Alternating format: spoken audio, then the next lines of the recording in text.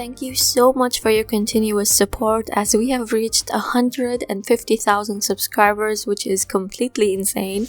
And since the beginning of the channel, I've always received comments and questions asking for a face reveal. And I thought that today is a good time to do a face reveal and let you in a little bit on my life. So here we go and wish me luck!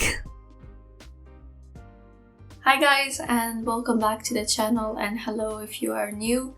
My name is Rasha Shururu and this is Surviving Architecture. I thought for today's video we can get to know each other a little bit better, so I asked you guys on my community page to ask me a few questions that you'd like me to answer today. So the first question is, when you used to study, did you ever think of quitting? So actually, I'm still doing my master's. I started about 6 months ago. I've already completed one semester, if you guys can believe it. The time went by so quickly. I only have 3 more semesters left and only one more step after that, and then I'm officially an architect. It's so crazy. Did I ever think of quitting? Of course, I thought of quitting architecture many times actually. I used to think, why is this even worth it? There's so much work to do, we're not getting paid that well. But there's always something that brings me back to architecture, which is how much I love it, how much I think it's going to change people's lives. And if you have thoughts of quitting architecture, that is completely fine and normal. There are other fields in architecture that you can pursue.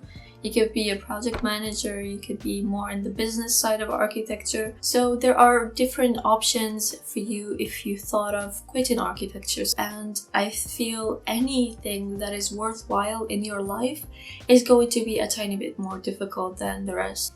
I'd like to know why you got into architecture and what your ambitions are for the future. It's a funny story actually. I've always been the type of person to see buildings on the street and never really think twice about them. I've always just thought they exist. And specifically in Saudi Arabia, the buildings there were very boring. I wanted to be either a journalist or an actress or a police officer. You know, it's always cool to know how to defend yourself. But my grandfather actually suggested that I do interior design because he always saw that I'm good at drawing and sketching, and he saw that I kind of had a knack for it. So he recommended it to me, and then my dad actually said, why don't you think about architecture, because it also has the interior side and also a bit of engineering. And me and my dad, we had this thing in common, which was mathematics. We both loved math very much. So I said, you know what, let me just look online and see what this architecture is. And the pictures that I saw of those amazing buildings everywhere in the world except Saudi Arabia, and I was shocked. I was like, well, where? As for my ambitions for the future, I am definitely would love to pursue surviving architecture as my full-time profession, as a full-time job. I wanted this channel or this place or this community to be a place where all of us can come together and help each other out and find inspiration. So definitely the brand is more about surviving studios, and then surviving architecture is one of those many fields associated with surviving studios. When did you decide on architecture and who would you recommend pursues it? So I think I touched upon when did I choose architecture and who would I recommend to pursue architecture.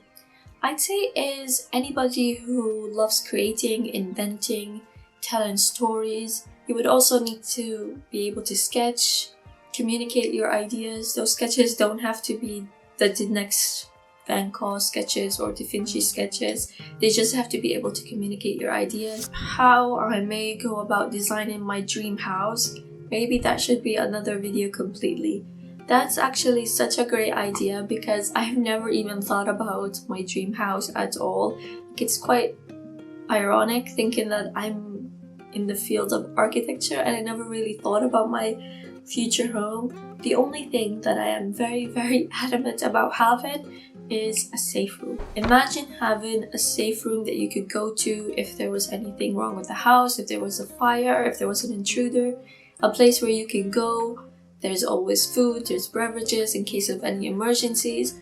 You know, if I was in a horror movie, I wouldn't be that girl that hears something and be like, you know what, I'm gonna go check it out. No, I'm gonna go hide. Thank you very much.